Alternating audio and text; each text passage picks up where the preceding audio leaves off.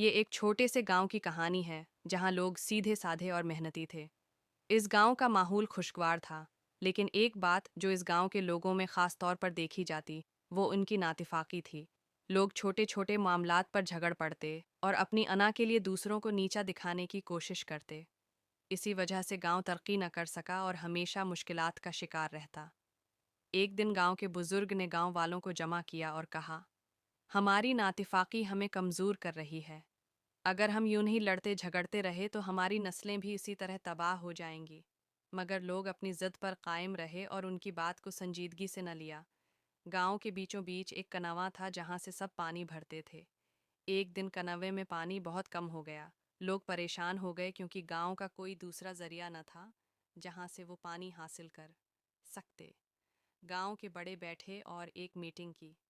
Meeting में भी झगड़ा शुरू हो गया कि पानी के मसले को कैसे हल किया जाए। कोई कहता कनवा खोदें, तो कोई कहता है कि पानी के मसले को हल करने के लिए हम सब मिलकर काम कर सकते हैं, नदी तक नहर खींचें। हर एक अपनी राय देता, मगर कोई मुत्तफक न होता। नतीजतन मसला ज्यों का त्यों रहा। कुछ दिन गुजरे और हालात मज़ीद ख़राब हो गए। पानी की किल्लत से फसलें सूखने लगें, मवेशी मरने लगे और लोग बीमार पड़ने लगे। आखिरकार गांव के कुछ नौजवानों ने एक तजवीज़ पेश की कि सबको मिलकर एक दिन तय करना चाहिए और कनवे की सफाई और गहराई के काम को अंजाम देना चाहिए। मगर फिर भी लोगों ने उस पर इत्तेफाक न किया और मुख्तलिफ बहाने बनाते रहे। इन्हीं दिनों गांव में एक दरवीश है आया। वो गांव के बाहर एक दरख्त के नीचे बैठा रहता और लोगों को दुआ देता। गांव के चंद अफराद उसके पास गए और अपने मसले का जिक्र किया। दरवीश मुस्कुराया और कहा, अगर तुम सब एक साथ मिलकर काम करोगे तो ये मसला जल्द हल हो जाएगा। याद रखो, इत्तिफाक में बरकत है। ये जमला गांव के कुछ नौजवानों के दिल पर असर कर गया। उन्होंने फैसला किया कि चाहे कोई साथ दे या न दे, वो कनवे की मरम्मत का काम शुरू करेंगे। उन्होंने सबको बुलाया और नरमी से समझाया कि ये काम मिलजुल कर करने से जल्दी खत्म होगा। धीरे धीरे बाकी लोग भी आमादा हो गए। सब ने मिलकर काम शुरू किया।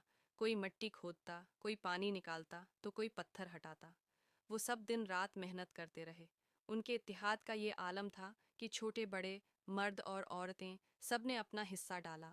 चंद दिनों में कनवा साफ हो गया और पानी फिर से हो गया, उबलने लगा। किनवे में पानी देखकर सब खुश हो गए।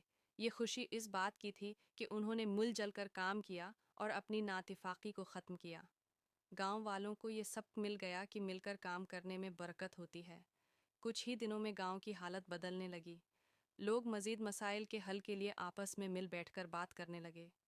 वो हैं अपनी अना और ज़द छोड़कर इत्तिहाद के साथ फैसले करते।